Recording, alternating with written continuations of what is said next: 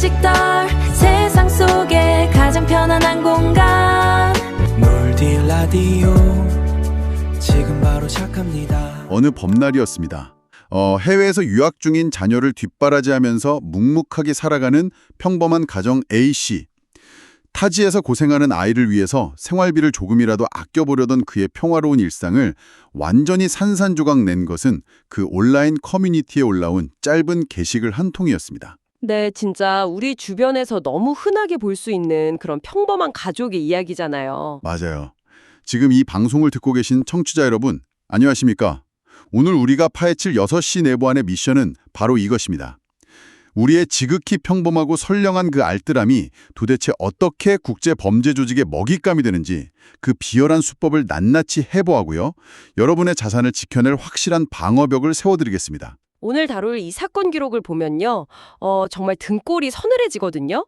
보통 범죄의 표적이 되는 사람들은 막 뭔가 큰 욕심을 부리거나 일확천금을 노렸을 거라고 생각하기 쉽잖아요. 네, 보통은 그렇게들 생각하죠. 저 사람 뭔가 욕심 부리다가 당했겠지 하고요. 근데 이 사건은 완전히 반대입니다. 가족을 향한 헌신, 그리고 아주 상식적인 경제관념이 오히려 가장 치명적인 함정이 되어버린 거죠. 지금 당장, 내일 나의 이야기가 될 수도 있는 겁니다. 자, 그럼 사건이 벌어졌던 그날의 대화 속으로 직접 한번 들어가 보겠습니다. 제가 그 유학 중인 자녀를 둔 가장 A씨 역할을 하고요. 맞은편에서 그 정체불명의 사기꾼 역할을 좀 맡아주시죠. 네, 알겠습니다. 상황은 이렇습니다.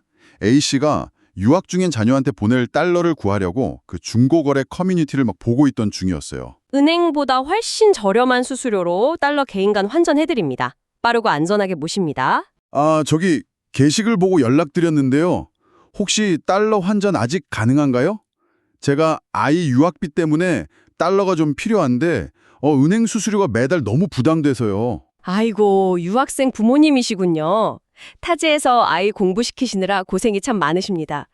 마침 제가 달러가 좀 넉넉히 있는데 은행 수수료보다 훨씬 싸게 거의 매매 기준율 가깝게 쳐서 맞춰드릴게요. 얼마나 필요하십니까? 조건은 너무 좋은데요. 죄송하지만 제가 모르는 분이랑 온라인으로 이렇게 큰 돈을 거래하는 건 처음이라서요. 이게 솔직히 좀 망설여지네요. 불안하시죠? 당연합니다. 요즘 세상이 워낙 흉흉하니까요. 그럼 이렇게 하시죠. 제 신용을 확실히 믿으시라고 제가 먼저 선생님 한국 통장으로 원화 500만 원을 쏴드리겠습니다. 입금된 거 확실히 눈으로 확인하시고 그다음 안심이 되시면 제 해외 계좌로 달러를 보내주시면 됩니다. 먼저 돈을 받으시는 거니까 절대 손해보실 일 없으실 겁니다. 어떠세요? 띠링! 스마트폰에서 알림음이 울립니다. A씨가 계좌 앱을 열어보니까 진짜로 한국 통장에 현금 500만 원이 고스란히 찍혀 있는 거예요. 의심이 눈 녹듯 사라졌겠죠? 그렇죠. 완전히 안도한 A씨는 약속대로 상대방의 해외 계좌로 달러를 송금합니다. 거래는 너무 깔끔하게 끝난 것 같았죠. 하지만 며칠 뒤 차가운 전화벨 소리와 함께 은행으로부터 청천벽력 같은 통보를 받게 됩니다. 보이스피싱 연로로 귀하의 계좌가 정지되었습니다. A씨는 그 자리에 주저앉고 맙니다. 와, A씨 입장에서는 그야말로 마른 하늘의 날벼락이었을 거예요. 자신은 그저 뼈 빠지게 번 돈에서 수수료 몇 푼 아끼려고 가족을 위해서 정당하게 현금을 교환했다고 철석같이 믿었으니까요. 네, 진짜 이 상황을 보면서 너무 궁금한 게 생기는데요. 도대체 왜 A씨는 이 거래에 응했을까요? 아무리 수수료를 아끼고 싶어도 보통은 모르는 사람과의 거래는 경계하기 마련이잖아요. 특히 이런 현금 거래는 더더욱이요. 이 대목이 바로 사기꾼들이 그 사람의 마음을 교묘하게 흔드는 심리 수법을 아주 악랄하게 사용한 지점입니다. 우리의 자연스러운 본능을 이용하는 비열한 머리싸움이죠. 어떤 본능을 말씀하시는 건가요? 흔히 사기라고 하면 사람들에게 엄청난 공포감을 막 주입하거나 아니면 말도 안 되는 수익률을 미끼로 던진다고 생각하잖아요. 네, 검찰청입니다 하면서 협박하거나 투자하면 몇 배로 불려준다거나 뭐 그런 거요. 맞아요. 하지만 이놈들은 달랐어요. 타지에서 고생하는 자녀에게 한 푼이라도 더 보탬이 되고자 하는 부모의 선의, 즉 경제적 알뜰함이라는 너무나도 선량한 본능을 정확하게 타격한 겁니다. 와, 경제적 알뜰함을 해킹했다. 이 표현이 진짜 뼈를 때리네요. 사실 지금 듣고 계신 청취자 여러분, 여기서 A씨를 탓할 수 있는 사람은 아무도 없을 겁니다. 한번 생각해 보세요. 만약에 내 통장에 갑자기 모르는 사람이 현금 500만 원을 딱 꽂아줬다. 솔직히 저라도 드디어 내 착한 심성을 알아보고 보상을 내려주는구나. 이렇게 생각했을지도 몰라요. 하하, 그럴 수 있죠. 내가 돈을 먼저 보내는 위험을 감수하는 게 아니잖아요. 네. 내 손에 현금이 먼저 딱 쥐어졌는데 그 상황에서 끝까지 의심을 유지할 수 있는 사람이 과연 몇이나 될까요? 그 상황에선 진짜 누구라도 속고 안심할 수밖에 없었습니다. 이건 절대 A씨 잘못 아니에요. 정확합니다. 사기꾼들은 사람들이 어느 순간에 그 경계심의 빗장을 푸는지 완벽하게 꿰뚫고 있어요. 내가 먼저 돈을 주겠다 이런 선의의 제스처를 딱 취함으로써 피해자가 쥐고 있던 통제권이랑 방어막을 스스로 내려놓게 만든 거죠. 아, 스스로 빗장을 풀게 만드는 거군요. 네, 그렇기 때문에 이 사건에서 피해자를 향해서 아니 왜 그런 바보 같은 짓을 했어? 라고 비난하는 건 완전히 잘못된 겁니다. 범죄자가 인간의 심리적 빈틈, 특히 그 가족을 위하는 착한 마음을 악랄하게 파고든 거니까요. 근데 잠깐만요. 여기서 논리적으로 진짜 이해가 안 가는 부분이 하나 생깁니다. 도대체 그 500만 원의 정체는 뭡니까? 사기꾼이 미치지 않고서야 자기 돈을 먼저 생판 보르는 사람한테 보낼 리가 없잖아요. 걔네가 자선사업가도 아니고요. 아, 바로 그 질문이 이 사건의 진짜 무서운 이면을 들춰내는 핵심 열쇠입니다. 큰 그림을 한번 그려볼게요. A씨 통장에 꽂힌 그 500만 원, 결단코 사기꾼 주머니에서 나온 돈이 아닙니다. 네. 그럼 그게 누구 돈인데요? 그 돈은 바로 또 다른 낚시문자 피해자가 사기꾼의 협박이나 거짓말에 속아서 진짜 피눈물을 흘리며 이체한 범죄 수익금입니다. 와, 세상에. 그러니까 나도 모르는 사이에 제3의 피해자가 흘린 눈물이 내 통장으로 그냥 훅 들어왔다는 거군요. 그렇습니다. 사기꾼의 목적은 애초에 A씨가 가진 달러 그 자체가 아니었어요. 그들에게 진짜 필요했던 건 범죄로 뜯어낸 새까만 불법 자금을 깨끗한 돈으로 탈바꿈시킬 세탁기가 필요했던 겁니다. 아, 자금 세탁기요? 경찰 추적을 피하려고요? 네, 경찰이나 금융당국 추적을 피하려면 훔친 돈을 해외로 빼돌려야 하는데 자기들이 직접 송금하면 바로 꼬리가 밟히잖아요. 그래서 아무런 전과도 없고 금융거래 내역도 아주 깨끗한 평범한 가장 A씨의 계좌를 자금 세탁의 중간 경유지로 철저하게 이용해 먹은 겁니다. 사기꾼은 그 훔친 돈을 A씨한테 밀어넣고 A씨의 깨끗한 해외 계좌에서 나오는 안전한 달러만 쏙 챙겨서 국경 너머로 그냥 도망가 버린 거잖아요. 맞아요. 교묘하죠. 그럼 한국에 남겨진 A씨는 줄지의 보이시핑 자금을 직접 현금화해서 빼돌려준 인출책이 되어버리는 거고요. 이걸 보통 삼각사기라고 부르는 거 맞죠? 네, 맞습니다. 사기꾼은 싹 숨어버리고 남겨진 두 명의 피해자, 그러니까 원래 돈을 뜯긴 피해자와 자금 세탁에 이용당한 A씨, 이 두 사람만 서로 남아서 법적 책임을 두고 싸우게 되는 아주 잔혹한 구조입니다. 이야, 이 복잡한 삼각사기의 구조를 지금 듣고 계신 여러분이 좀 단번에 이해하실 수 있게 제가 현실의 상황에 한번 빗대어 보겠습니다. 그러니까 이게 무슨 상황이냐면요. 길거리를 막 평범하게 걸어가고 있는데 모르는 사람이 갑자기 다가오는 거예요. 네. 그러더니 자기가 방금 훔쳐온 비싼 명품 시계를 제 손에 쥐어주는 겁니다. 그러면서 내가 지금 너무 급해서 그러는데 이 시계 좀 현금으로 바꿔줄래? 수고비도 넉넉히 챙겨줄게? 이러는 거죠. 와, 아주 완벽한 비유입니다. 그리고 그 비유를 제가 조금만 더 이어가자면요.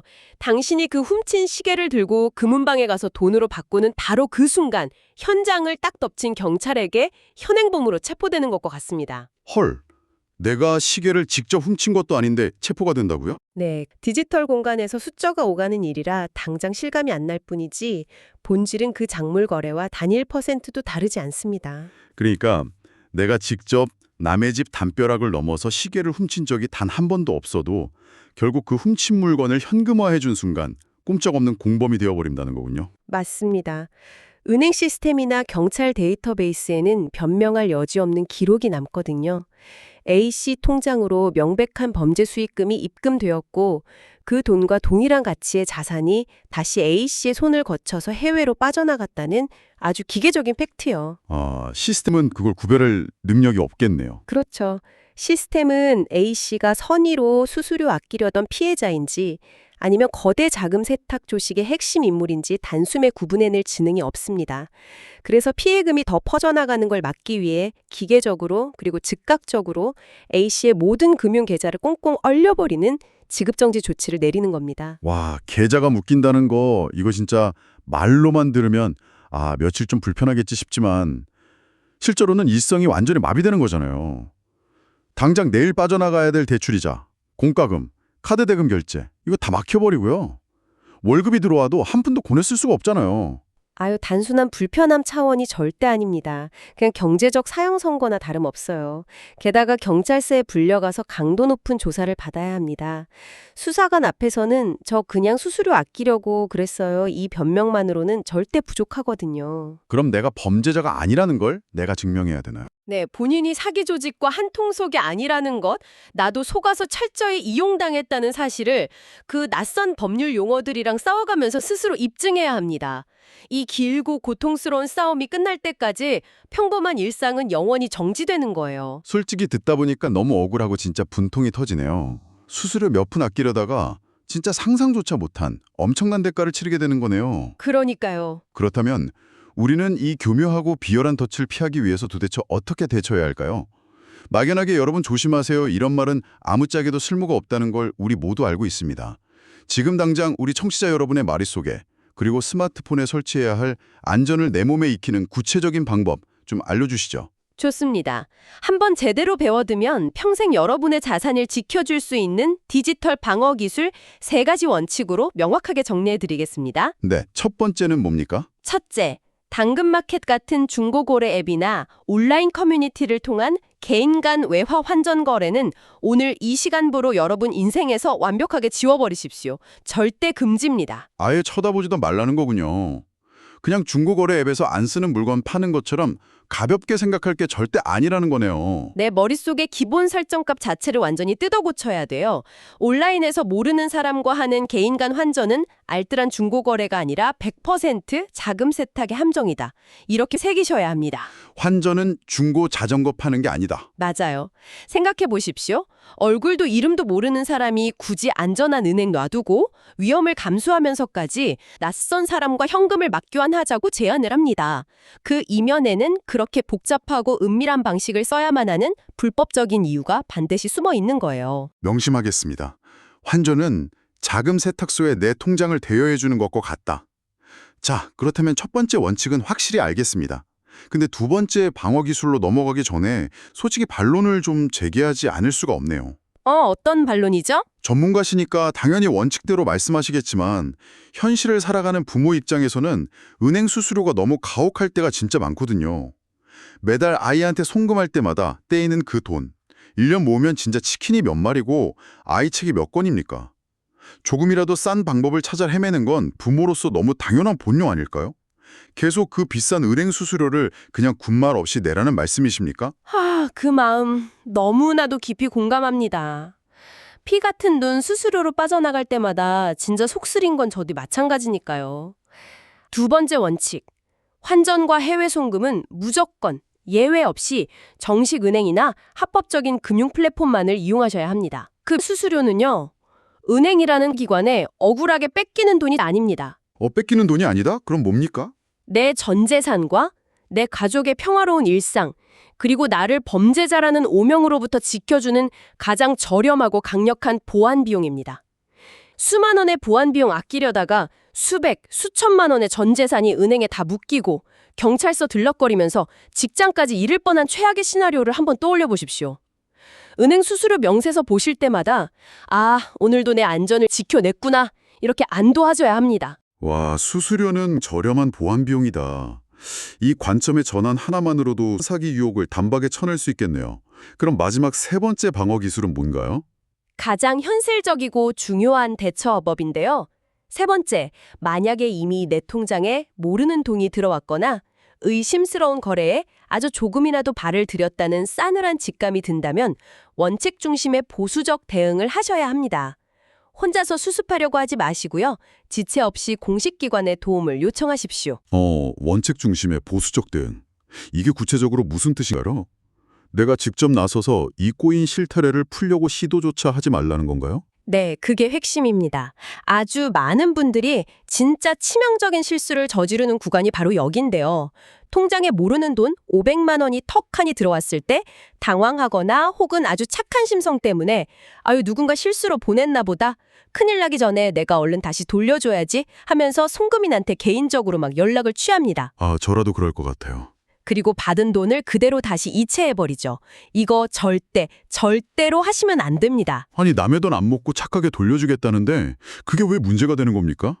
돈을 임의로 돌려보내는 그 선의의 행위 자체가요, 아이러니하게도 사기꾼의 자금 세탁 과정을 완벽하게 종결지어주는 핵심 톱니바퀴 역할을 하기 때문입니다. 헐, 돈을 돌려주는 게 범죄를 도와주는 거라고요? 네, 범죄 수익금을 이리저리 굴리려는 사기꾼의 의도대로 돈을 싹 움직여주는 꼴이 되는 거예요. 여러분의 그 착한 마음이 도리어 국제범죄를 돕는 마침표가 되어버리는 겁니다. 와, 착한 마음이 범죄의 마침표가 된다. 상상만 해도 끔찍하네요. 그럼 대체 어떻게 해야 합니까? 그냥 은행에 가만히 놔두면 되나요? 은행에 연락해서 해당 계좌가 지급정지 상태인지 혹은 어떻게 조치해야 하는지 공식적인 안내를 받으셔야 하고요. 네, 은행 통화 먼저 하고 그 다음은요? 그 다음이 가장 중요한데요. 동네 파출소가 아니라 경찰서의 사이버 수사대를 직접 방문하셔야 합니다. 수사원에게 당신이 겪은 모든 상황과 대화 내역을 있는 그대로 다 진술하시고 사건 사고 사실 확인원이라는 공식 서류를 반드시 발급받으셔야 합니다. 사건 사고 사실 확인원. 이름이 좀 길긴 한데 이 서류가 저를 구출해줄 동아줄이 되는 거군요. 그렇습니다. 내가 범죄 조직의 공범이나 인출책이 아니라 교묘한 심리수법에 속아서 철저히 이용당한 피해자라는 것을 증명할 가장 강력한 첫 번째 무기가 바로 그 서류예요. 그 증거 자료를 확보하고 은행과 수사기관에 제출하는 것만이 엉켜버린 여러분의 일상을 다시 풀 수 있는 길입니다. 네, 지금 듣고 계신 청취자 여러분, 오늘 우리가 함께 따라가 본 A씨의 며칠 한번 되돌아 보십시오. 아이에게 보낼 수수료 몇만 원을 아끼려다가 맞이하게 된 결말이 과연 어땠습니까? 참혹하죠. 수백만 원의 피 같은 자산이 은행 계좌에 꽁꽁 묶이고요. 사이버 수사대에 불려가서 조사를 받으면서 억울하게 범죄자 취급을 받고 하루아침에 모든 금융거래가 단절되었습니다. 달콤해 보였던 그 제안은 결국 내 삶을 완전히 파괴하는 치명적인 독이 든 성배였습니다. 세상에 여러분의 신용과 평화로운 일상의 안전보다 싼 수수료는 결단코 존재하지 않습니다. 없다. 비상식적인 이익 뒤에는 반드시 상식 밖의 함정이 숨어있다. 이 차갑고 비판적인 시선을 유지하는 게 그 어느 때보다 중요해졌습니다. 오늘 우리가 해부한 이 심리적 덫의 원리를 온전히 이해하는 것, 그것이 보이지 않는 곳에서 여러분을 노리는 범죄자들로부터 스스로를 지켜내는 가장 강력한 방패가 될 겁니다. 자, 그렇다면 당황스러운 일이 딱 생겼을 때 여기저기 복잡한 전화번호 찾아 헤맬 필요가 있을까요? 전혀 없습니다. 청취자 여러분, 사이버 범죄 관련 상담, 그리고 내 계좌 지급정지 같은 긴급하고 중대한 신고는 바로 1394 그리고 112입니다. 맞습니다. 1394 그리고 112, 이 두 개만 꼭 기억하십시오. 머릿속에 하얘지고 손발이 막 떨리는 위급한 순간엔 무조건 이 두 번호 1394와 112만 기억하십시오. 여러분의 한 번의 통화로 억울함을 풀어줄 모든 국가 시스템이 즉각 작동을 시작할 겁니다. 네, 범죄자들은 우리가 가진 두려움 그리고 시스템에 대한 무지를 양분으로 삼아서 독버섯처럼 자라나거든요. 하지만 이렇게 수법을 정확히 알면 막을 수 있고 우리는 충분히 그리고 여유롭게 대처할 수 있습니다. 자, 오늘 6시 내번을 마무리하면서 문득 이런 소름 돋는 생각이 스쳐 지나갑니다. 오늘 우리가 다룬 사건은 중고거래 게시판 핵을 그리고 문자로 시작됐잖아요. 네, 그랬죠. 하지만 기술이 진짜 하루가 다르게 진화하고 있는 지금, 만약에 내일 당장 범죄자들이 딥페이크 기술로 유학 중인 내 아이의 얼굴과 목소리를 완벽하게 똑같이 복제해서 영상통화를 걸어온다면 어떨까요? 우와, 그거 진짜 상상만 해도 너무 무서운데요? 엄마, 아빠, 나 급한데 여기로 환전 좀 해서 보내줘. 이렇게요. 여러분의 스마트폰 화면 너머에서 진짜 내 아이의 얼굴을 한 누군가가 그렇게 말할 때, 과연 오늘 우리가 세워둔 이 의심의 방어벽이 그때도 무사히 작동할 수 있을까요? 진짜 갈수록 정교해지는 기술 앞에서 과연 진짜 본인을 인증한다는 것의 의미가 뭔지 우리 모두가 한 번쯤 깊게 고민해봐야 할 문제인 것 같습니다. 오늘 8시 내보안이 준비한 이야기는 여기까지입니다. 자, 오늘도 힘차게 외치며 마무리해볼까요? 오늘도 놀디와 함께라면 안전합니다. 누군가 여러분의 일상에 너무나도 친절하고 수지 맞는 완벽한 호의를 베풀면서 다가올 때 그 매끈한 선의의 포장지 속에 과연 어떤 날카로운 덫이 숨겨져 있는지 단 3초만 멈춰서서 질문을 던져보시기 바랍니다. 과연 세상에 조건 없는 친절이 존재할까요? 다음 이 시간에 다시 뵙겠습니다. 감사합니다. 6시 내보안 다음 시간까지 안전하게